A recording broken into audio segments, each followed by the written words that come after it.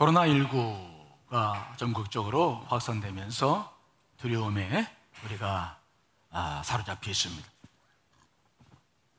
이럴 때 과연 하나님은 우리에게 무엇을 말씀하실까? 우리는 어떻게 이 재난의 시기를 극복해야 될 것인가?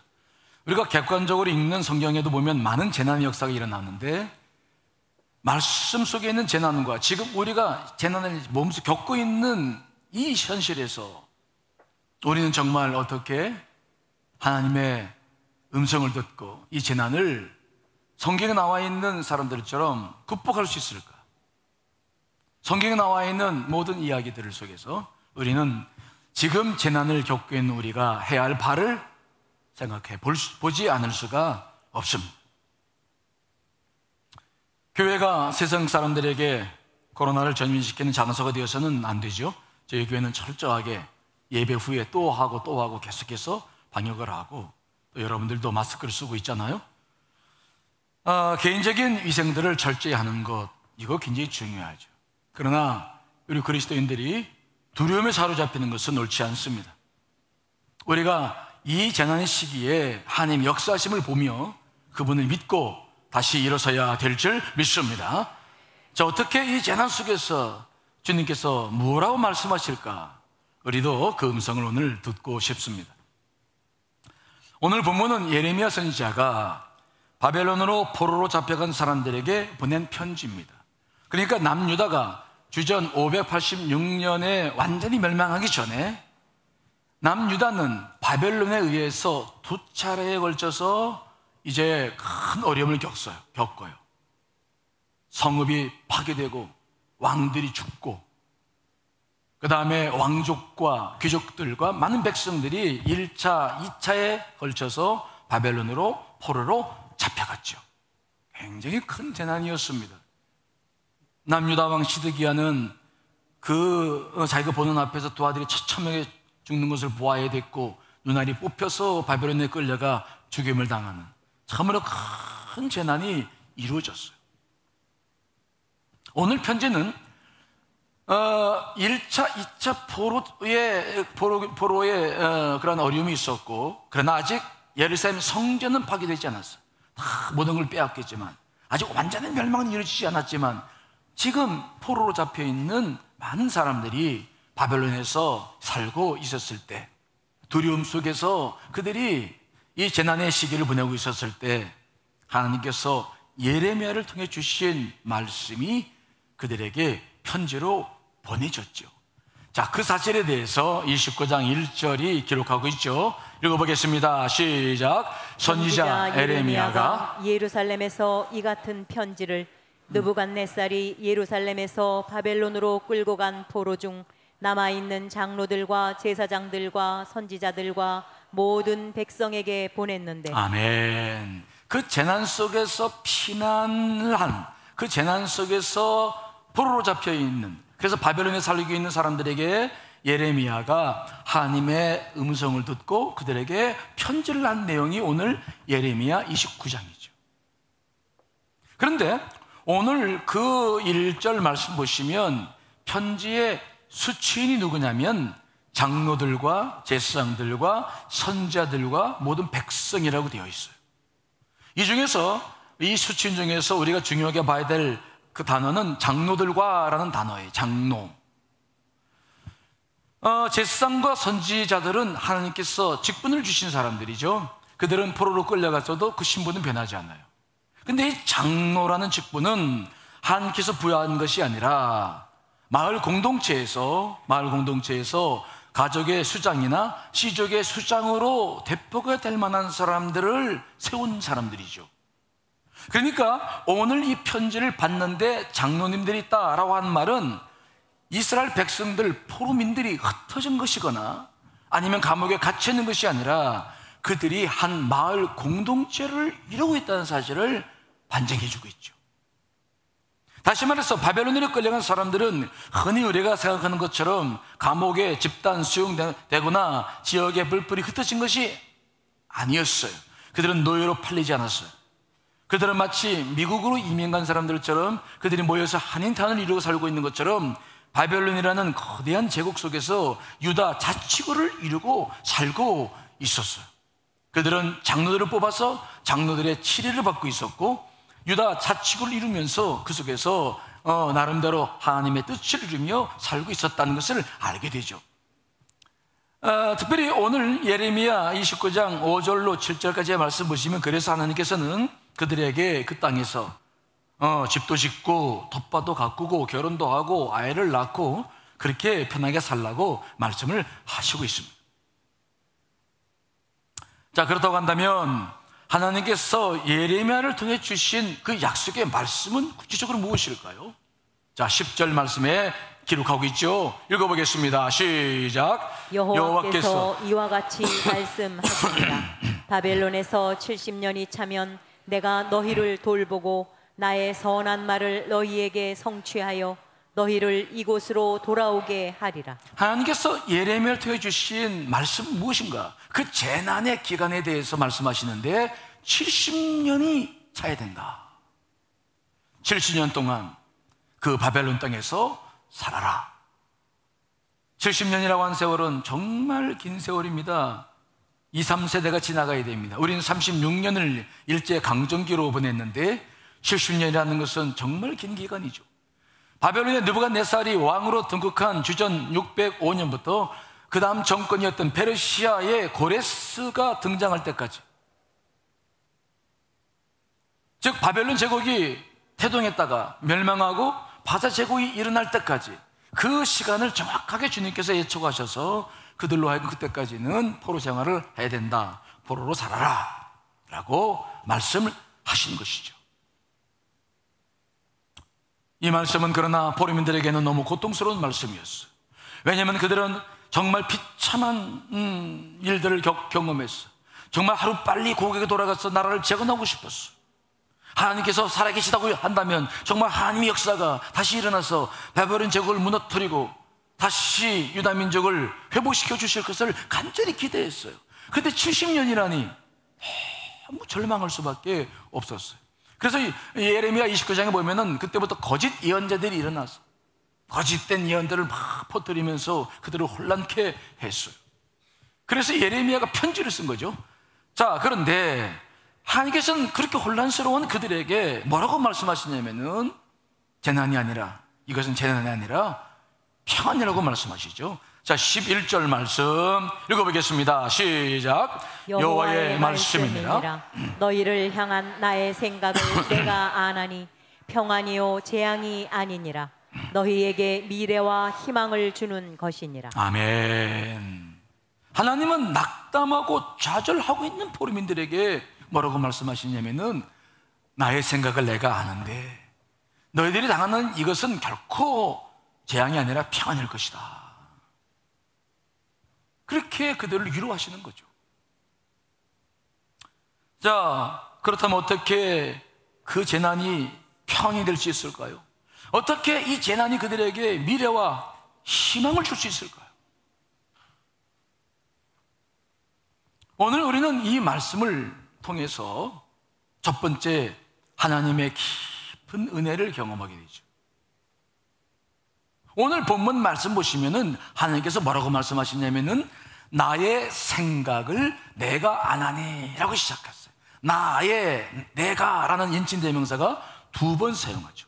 이 아노키라는 인칭대명사, 여러분, 하나님은 지금 자신이 깊은 계획을 세우고 분명하게 이스라엘 민족을 인도할 지혜를 가지고 모든 일을 역사하심을 강조합니다.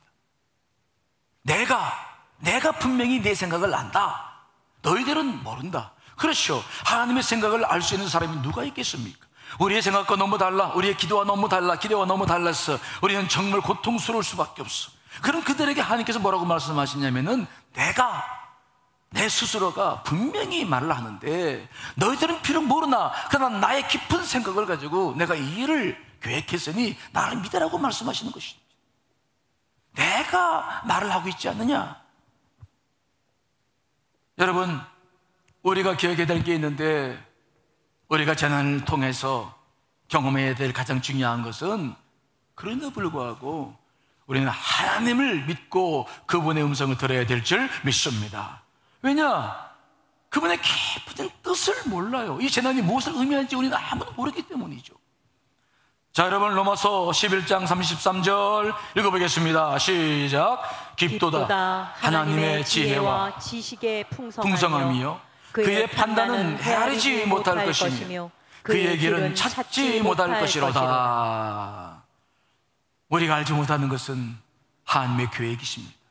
그분의 생각이죠. 하나님은 이 사실을 강조하면서 내가 하는 말을 믿으라고 말씀하시죠.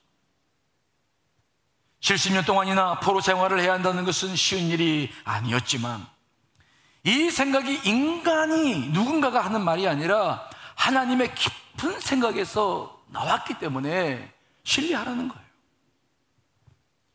이 생각이라는 단어, 히브리어로 함마 하샤보트라는 단어를 쓰고 있는데, 이 단어는 본래 직무를 짤 때 시실과 날칠이 복잡하게 얽혀져 가는 것을 말을 할 때 이 단어를 써요. 즉 이 단어는 복잡한 사고 절차 혹은 사고 행위를 말하는 데 쓰이는 단어죠. 즉 이 일은, 하나님의 계획은 그저 하나님께서 금방 생각한 것이 아니라 깊게 생각하시고 친밀하게 계획하셔서 일을 진행하시고 있는 것이다. 여러분, 하나님은 자기의 언약의 백성들의 운명과 복지에 대해서 그 누구보다도 끊임없이 생각하시고 궁리하시고 인도하여 내신 분이신 줄 분명히 믿습니다. 하나님은 자기 백성들을 궁극적으로 사는 길을 인도하실 분이십니다. 비록 우리가 그의 깊이를 알 수 없지만, 그러나 하나님은 재난을 당하는 백성들을 바라보시며 통렬한 마음으로 함께 하시며 그들을 지금도 인도해 가시는 것입니다. 그러므로 우리가 재난을 당할 때 가장 중요한 것은 눈을 들어 주님을 바라봐야 될 줄 믿습니다. 우리가 뉴스를 들어보면 정말 희망이 없어. 어떻게 해야 될지를 몰라. 그래서 우리는 혼란스러워요. 그러나 중요한 것이 있습니다. 이 모든 것을 주고 다니신 분이 하나님이라는 사실을 믿는다면 그분을 바라보시기를 간절히 축원합니다. 그분이 있기 때문에 먼저 우리는 마음의 중심을 붙잡을 수 있어야 돼요. 여러분, 출애굽기 14장 13절로 14절 말씀 읽어보겠습니다. 시작. 모세가 백성에게 이르되 너희는 두려워하지 말고 가만히 서서 여호와께서 오늘 너희를 위하여 행하시는 구원을 보라. 너희가 오늘 본 애굽 사람을 영원히 다시 보지 아니하리라. 여호와께서 너희를 위하여 싸우시리니 너희는 가만히 있을지니라. 아멘. 이 말씀은 이스라엘 백성들의 출애굽한 과정 속에서 나온 말씀이죠. 출애굽을 해서 따라왔는데 보니까 앞에는 시퍼런 홍해 바다가 있고 뒤에는 애굽 군대가 쫓아와요. 절망하지 않을 수밖에 없었어요. 그들은 두려워하며 하나님과 모세를 원망하며 소리치며 두려워했어요. 그때 모세가 그들에게 말합니다. 두려워하지 말아라. 하나님께서 10가지 재앙을 내렸어. 너희들을 출애굽하지 않았느냐? 가만히 서서 여호와께서 오늘날 행하시는 구원을 보라. 오늘 이 애굽 사람들이 어떻게 됐는지 한번 보라.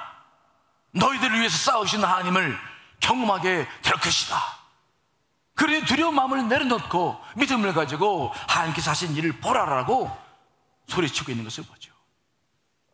여러분, 재난을 겪고 있을 때 우리가 해야 할 일은 두려움을 내려놓고 주님을 보며 기대해야 될 줄 분명히 믿습니다.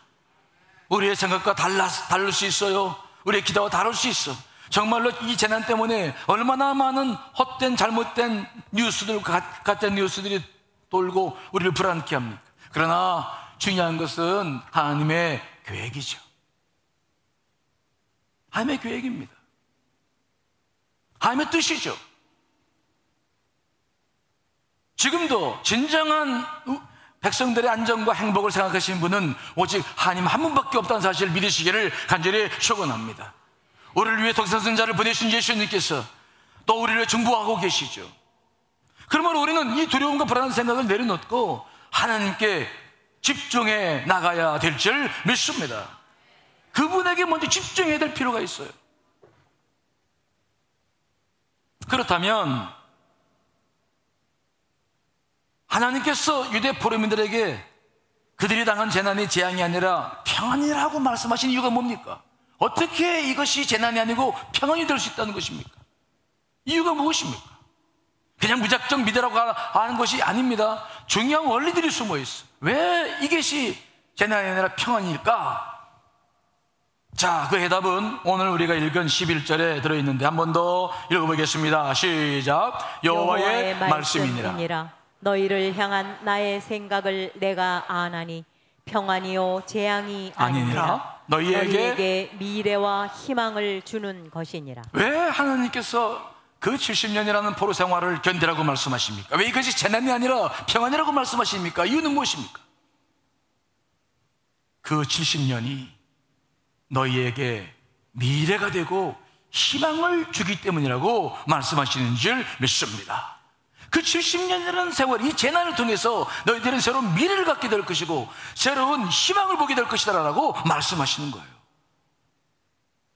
즉 과거에 사로잡히고 아픔에 사로잡히고 공포에 사로잡히지 말고 너희들의 시선을 좀 미래에 둔다면 너희들이 겪는 이 70년이라는 세월을 통해서 너희들은 지금까지 경험해보지 못한 새로운 미래를 경험하게 될 것이고 이것은 바로 너희들에게 희망을 줄 수 있다는 것을 기억해야 된다. 그러므로 지금 이 재난을 고통 속에서 바라보고 과거에 사로잡히지 말고 미래를 바라보며 일어서야 된다라고 말씀하시는 거죠. 이런 하나님의 말씀은 지금 재난을 겪고 있는 우리들에게도 대단히 중요한 말씀입니다. 재난을 당하면 우리의 시선은 언제나 과거나 현재에 사로잡혀. 이거 누구 때문일까? 무엇 때문일까? 그리고 지금 당하고 있는 이 현재의 고난에 사로잡혀요. 전부 사람들이 과거 지향적이 되죠. 영어로 아픔을 뜻하는 페인이라는 단어는 원래 라틴어 원을 따져보면 벌을 받다라는 데서 와요. 우리가 고통을 당하면 자연스럽게 과거에 내가 지은 죄를 생각하죠. 특별히 윤회설을 믿고 있거나 인과응보 원리를 가지고 있는 불교나 힌두교나 다른 현대 뉴에이지 운동가들은 재난을 주로 그렇게 과거로 살펴봅니다. 불교도 예외가 아닙니다. 불교에서는 재난의 결과를 과거의 업보로 해석하죠. 과거의 삶에 대한 벌로 오늘의 재난을 설명합니다. 이런 업보 사상은 불교의 12연 기론에 이제 기록되고 있어요. 한마디로 말해서 전생의 내 업보가 오늘의 재난이 될 수밖에 없었다. 그러나 이것은 우리 기독교와 달라요. 우리 하는과 달라요. 그러나 우리나라도 오랫동안 불교 영향을 받았기 때문에 많은 그리스도인들도 이런 재난을 겪으면 그런 가치관을 갖기 쉬워요. 다 내 팔자야. 전생에 내가 무슨 죄가 있어서. 우리도 이러한 재난 속에서 크리스천들도 이 재난을 바라보는 관점이 형성이 되어 있지 않고 자꾸 과거를 보고 누구를 탓하고 지금 공포 속에 사로잡히기가 쉬워요. 그런데 성경의 관점은 아주 달라요. 성경은 재난을 보되 언제나 미래지향적으로 바라보고 있어요. 물론 인간이 겪고 있는 재난의 원인은 인간이 지은 죄와 무관하지 않습니다. 그러나 하나님은 그 죄를 심판하시기 위해서 재난을 허락하실 때에도 언제나 미래를 보시며 재난을 허락하시죠. 그것이 바로 기독교가 가지고 있는 재난관이고 하나님께서 우리에게 말씀하시는 내용입니다. 미래. 이 재난은 미래를 뭔가 준비하는 기간이라고 보고 있는 것이죠. 이런 역사관을 우리는 구속사라고 말을 해요. 하나님이 우주 만물을 창조하셨을 때는 모든 것을 선했습니다. 하지만 아담과 하와가 죄로 말미암아 인간과 세상이 완전히 타락했죠. 때문에 하나님께서는 이 타락한 세상을 구원하고 회복시키기 위해서 모든 역사를 주관하시죠. 그것을 우리는 구속사라고 말하는데 성경은 바로 이 구속사의 기록입니다. 성경에 나오는 많은 나라의 흥망성쇠와 역사적 사건들은 하나님이 온 인류를 구원하기 위해서 역사하신 이야기들이죠. 그 기록이 성경의 기록이고 하나님은 지금도 이를 구원하기 위해서 모든 역사를 주장하고 계신 줄 분명히 믿습니다. 그게 성경의 기록이고 하나님의 말씀입니다. 그래서 예수님을 이 땅에 보내셨고 다시 재림의 역사를 우리가 보고 나아가고 있죠. 우리 기독교 하나님의 역사는 그래서 모든 재난을 보는 안목이 미래지향적이에요. 과거에 사로잡히거나 지금 두려움에 사로잡히잖아요. 이것은 뭔가 미래를 준비하는 것입니다. 그러므로 우리 그리스도인들은 이 모든 일들을 볼 때 이 구수사적인 관점으로 미래를 볼 수 있는 눈이 열려야 돼요. 만일 우리가 이 구수사적인 관점으로 이 재난을 볼 수만 있다고 한다면 우리는 이 길로 말미암아 낙담하거나 두려워할 필요가 없죠. 하나님께서는 이 재난이 우리에게 새로운 미래가 되고 희망이 되도록 인도하시기 때문인 줄 믿습니다. 하나님은 지금 유다 백성들에게 자신들이 당하고 있는 이 재난을 미래적 관점으로 볼 것을 요청합니다. 재난의 원인이 과거에 지은 죄 때문인 것은 확실하지만 이미 지난 과거에 발목을 잡히거나 현재 고통 속에서 사로잡히지 말고 미래를 보라는 거예요. 하나님의 살아계심을 보라는 것입니다. 그분이 지혜로 이끌어 가시는 미래를 보라는 것입니다. 그러면 왜 포로 생활을 70년 동안 해야 되는지 그 이유를 알게 될 것이라고 말씀하고 있는 것이죠. 실제로 이스라엘 역사를 보면 남유다 백성들이 70년 동안 포로 생활을 하면서 그들은 미래를 준비했습니다. 가장 중요한 것이 무엇입니까? 그들이 우상을 숭배해서 하늘에서 심판을 받았는데 그래서 그들이 한 일이 무엇입니까? 이 70년 포로 생활 동안에 그들이 한 일은 그들이 모여 살고 있는 마을마다 회당을 지었어요. 성전은 이미 파괴되었고 예루살렘에 돌아갈 수 없었습니다. 그들이 회당을 짓고 다시 예배를 드리며 하나님과 관계를 회복했어요. 그리고 가장 중요한 일을 했는데 말씀 회복운동을 펼치죠. 다시 성경을 서기관들을 써서 성경들을 다 복사하고 그 성경들을 백성들에게 다 나눠주고 정말 처절하게 말씀으로 사는 말씀 회복운동을 벌이기 시작하죠. 학사 에스라의 말씀을 기억하십니까? 여러분, 그들이 예루살렘으로 돌아와서 성전을 싣고 말씀 회복운동을 할 수 있었던 것은 전부 이 70년 포로 생활 속에서 준비되어졌기 때문이죠. 우리가 알고 있는 바리새파 운동, 예수님 당시에 나타나서 예수님이 괴롭혔던 바리새파 운동들이 이때부터 출발하기 시작했죠. 말씀대로 살아보자. 이것이 우리가 패망하지 않은 이유다. 다시 이 민족의 희망이다. 그들은 70년 동안 정말 처절하게 서기관을 세우며 말씀대로 살고자 하는 바리새파 운동이 일어나기 시작하면서 새로운 미래를 그 시간에 준비했어요. 그래서 이스라엘 민족이 이제 하나님의 예언의 말씀에 따라 70년 포로 생활을 마치고 예루살렘에 귀환했을 때 그들은 스룹바벨 성전을 지으면서 그때부터 정말 전에 없었던 새로운 공동체, 왕이 아니라 주의 말씀과 제사를 통해서 저렇게 자기의 정체성을 회복했던 새로운 공동체가 일어났던 것을 우리는 분명히 보고 있죠. 우리가 당하는 재난 속에는 바로 하나님의 뜻이 있음을 믿으시기를 간절히 축원합니다. 그것은 과거나 현재가 아니에요. 언제든지 재난은 미래를 위한 일이었어요. 우리나라는 IMF를 통해서 많은 변화를 경험했죠. 이 코로나19 사태는 곧 지나갈 것입니다. 그러나 이 코로나 사태가 우리에게 주는 영향력은 엄청날 것입니다. 그것은 새로운 미래를 준비하게 하실 겁니다. 그것이 무엇인지 우리는 잘 알 수 없지만 그러나 믿는 것은 무엇입니까? 그것이 바로 우리에게 미래가 되고 희망이 될 줄 믿습니다.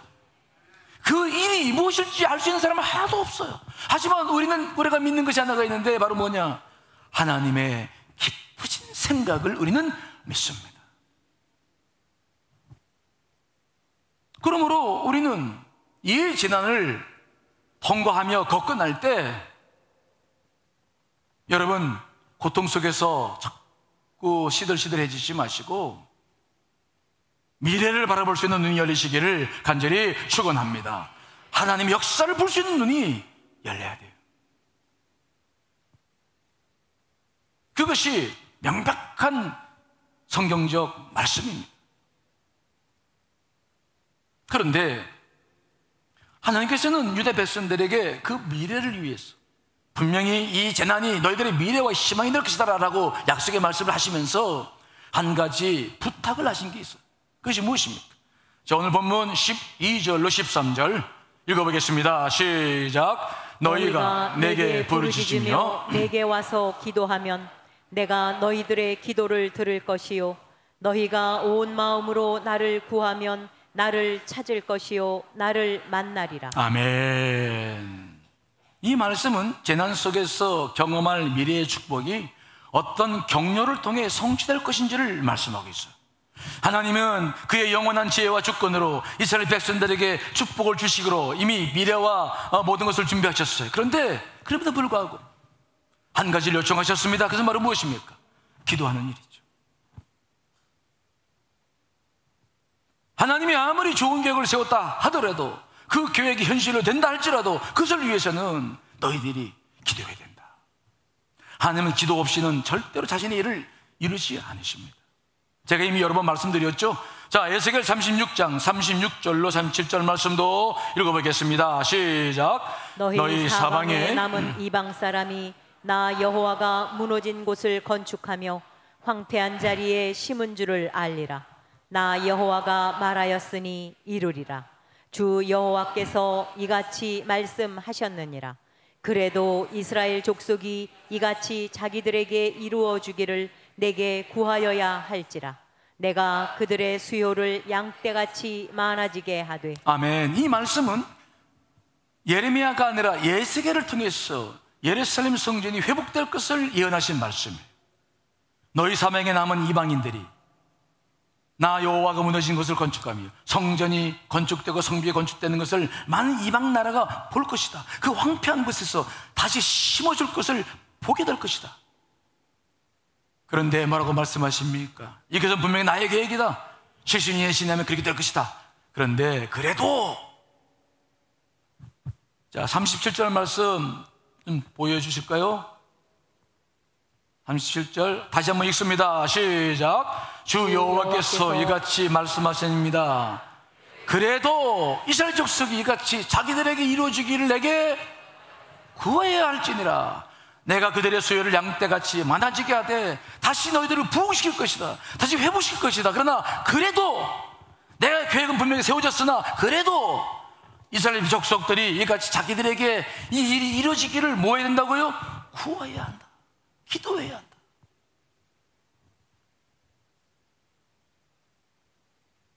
기도 없이는 하나님의 역사는 이루어지지 않습니다. 왜 그럴까요?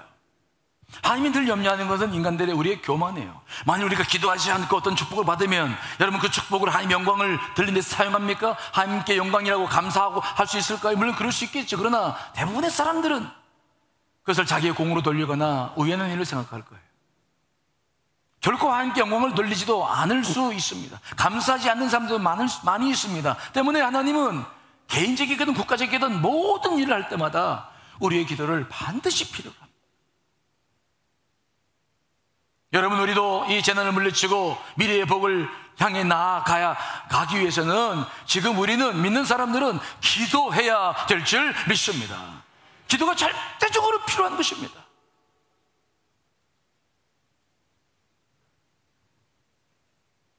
실제로 이스라엘 역사를 이제 오늘 말씀드릴 텐데 남유다 백성들은 그 후 포로생활 70년을 끝내고 하나님께 약속하신 대로 예루살렘으로 1차, 2차, 3차, 4차 귀환을 해서 성전을 짓고 다시 자기 민족을 부흥시켰어요. 근데 이 일이 있기 전에 정말 오늘 이 기도하라는 말씀 붙잡고 생명을 걸고 기도한 사람이 있었죠. 그게 누굽니까? 바로 다니엘입니다. 다니엘은 제1차적으로 포로로 잡혀온 사람이고 그는 바벨론 제국이 멸망하고 바사 제국이 다시 등장할 때에도 총리로서 모든 이스라엘 백성들의 70년 포로 생활 전체를 다 보고 영향을 미친 사람이었어요.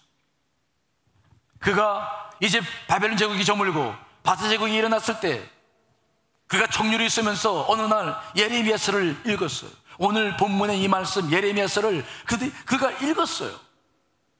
근데 그때 읽다가 무엇을 발견했느냐? 오늘 우리가 읽고 있는 이 예레미야서 9장을 발견하기 시작하죠. 자, 그리고 그 말씀을 통해서 자기들이 이제 곧 포로 생활이 끝날 것이라는 사실을 깨닫기 시작해요. 자, 다니엘서 9장 1절로 2절 말씀 읽어보겠습니다. 시작.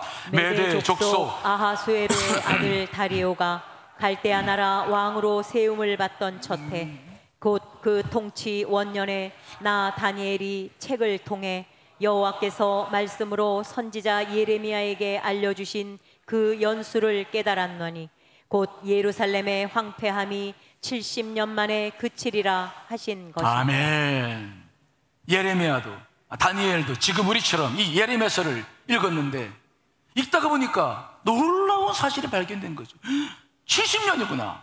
그리고 자기가 포로로 잡혀오고 모든 생각을 계산해 보니까 70년이 다 됐어. 이제 이스라엘 백성들이 남유다가 해방될 시간이 다 됐어.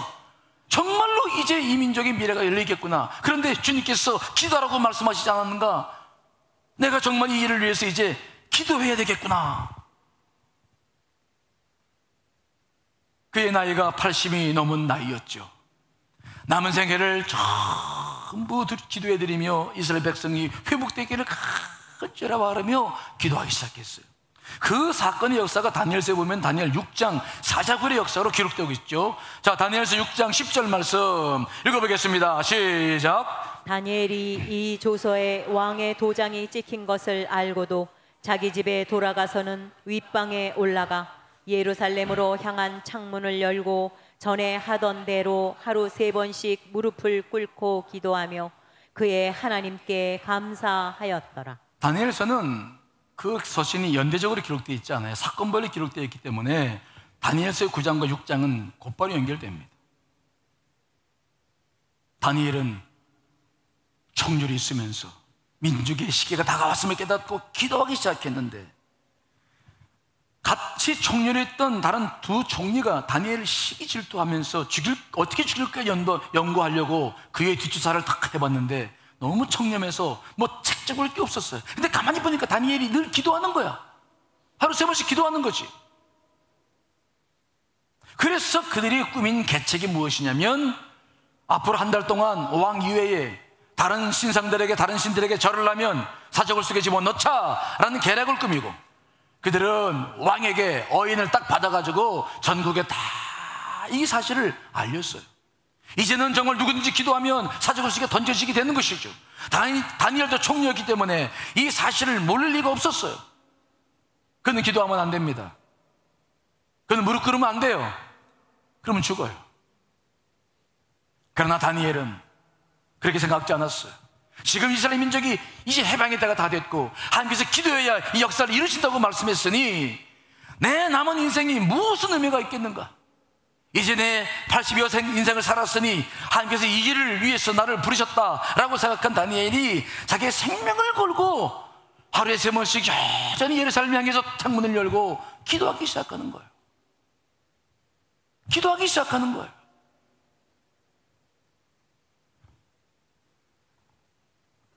여러분, 우리는 이 사건의 종말을 잘 알아요. 결국 그는 잡혀서 사적으로 던졌으나 다시 구원을 받죠. 근데 무슨 일이 벌어집니까? 그 일로 말미암아 그 다리오 왕이, 고레스 왕이 같은 단어입니다. 하나님의 놀라운 일을 경험하는 거지. 도대체 이런 하나님이 계시단 말이냐? 사적을 속에서도 어찌 죽지 않는 일이 벌어지느냐? 그 놀라운 일을 경험한 사람이 바로 이스라엘 민족을 해방시키게 되는 줄 믿습니다. 그 하나님의 역사가 이렇게 연결되고 있죠. 자, 여러분, 에스라 1장 1절로 3절 말씀 읽어보겠습니다. 시작. 바사왕 고레스 원년에 여호와께서 예레미야의 입을 통하여 하신 말씀을 이루게 하시려고 바사왕 고레스의 마음을 감동시키심에 그가 온 나라에 공포도 하고 조서도 내려 이르되 바사왕 고레스는 말하노니 하늘의 하나님 여호와께서 세상 모든 나라를 내게 주셨고 나에게 명령하사 유다 예루살렘의 성전을 건축하라 하셨나니 이스라엘의 하나님은 참 신이시라. 너희 중에 그의 백성 된 자는 다 유다 예루살렘으로 올라가서 이스라엘의 하나님 여호와의 성전을 건축하라. 그는 예루살렘에 계신 하나님이시라. 아멘. 어떤 왕이, 그 큰 제국을 다스리는 왕이 종살이하는 백성들을 풀어주겠습니다.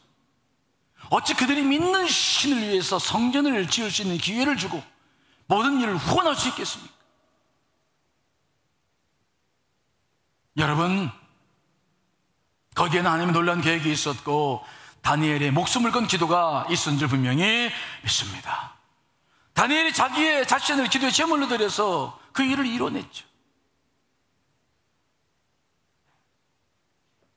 여러분, 지금도 하나님은 우리의 기도를 듣고 계신 줄 믿습니다.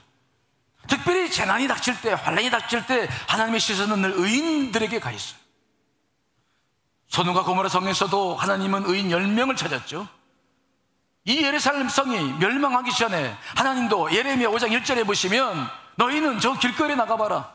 그래서 정말로 진리를 구하고 공의를 행하는 자 한 사람만 찾으면 내가 너희들 용서해 주겠다고 말씀하시면서 늘 의인을 바라보십니다. 지금도 이 재난 속에서 하나님이 바라보신 것은 무엇인가? 자기 백성들의 모습이죠. 누가 나를 위해 무릎을 꿇고 있는가? 누가 이 두려워할 수밖에 없는 상황 속에서도 주의 영광을 위해서 고개를 들고 하늘을 바라보며 하나님을 사모하고 있는가?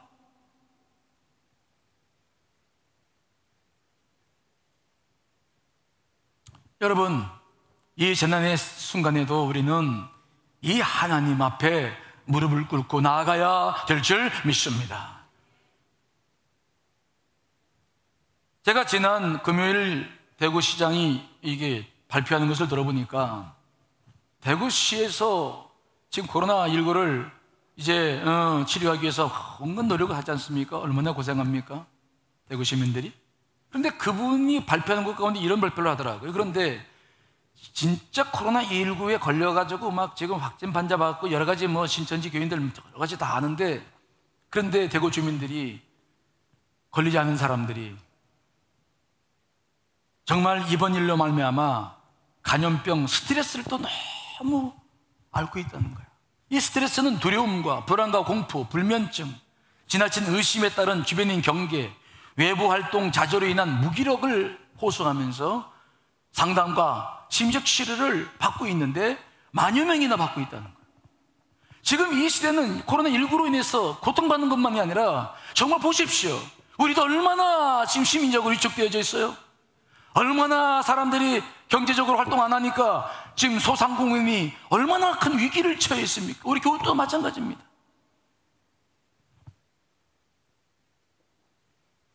우리가 예방하는 건 좋지만 그걸 통해서는 이 문제 해결이 되지 않아요.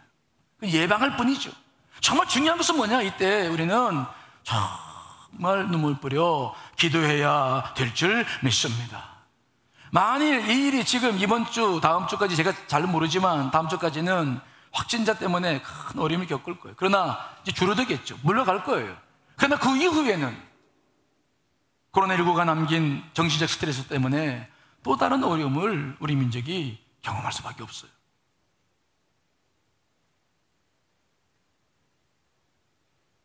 우리가 해야 할 일은 무엇입니까? 우리는 함께 혼인이 기도하면서 심리적으로 우리는 방역을 해야 돼요. 그래서 이 질병관리본부에서도 그런 말을 하더라고요. 이제는 심리 방역도 필요하다. 즉 병에 걸리지 않기 위한 노력도 필요하지만 심리적으로 너무 두려움이 위축되지 않도록 심리 방역이 필요하다. 국민들에게 그렇게 이야기를 해요. 여러분, 우리에게는 영적인 방역이 필요한 줄 믿습니다. 하나님 믿음에서도 지나치게 두려워해서 우리는 믿는 사람으로서 그렇게 인생을 살 이유는 없죠. 많은 이들이 두려워하고 공포스러워하지만 우리는 하나님을 분명히 믿기 때문에 온전한 믿음으로 기도로 나아가야 될 줄 믿습니다. 빨리 이 코로나19가 진정이 되도록 우리는 최선을 다해야 할 것입니다. 그러나 정말 이 모든 걸 주관하신 하나님 앞에 한 명의 기도하는 사람들, 한 명의 다니엘을 통해서 역사하신 것처럼 기도할, 정말 눈물 뿌려 기도할 사람들도 필요해요. 여러분, 너무 위축되지 마시고 기도로 나아갈 수 있게 되시기를 간절히 축원합니다.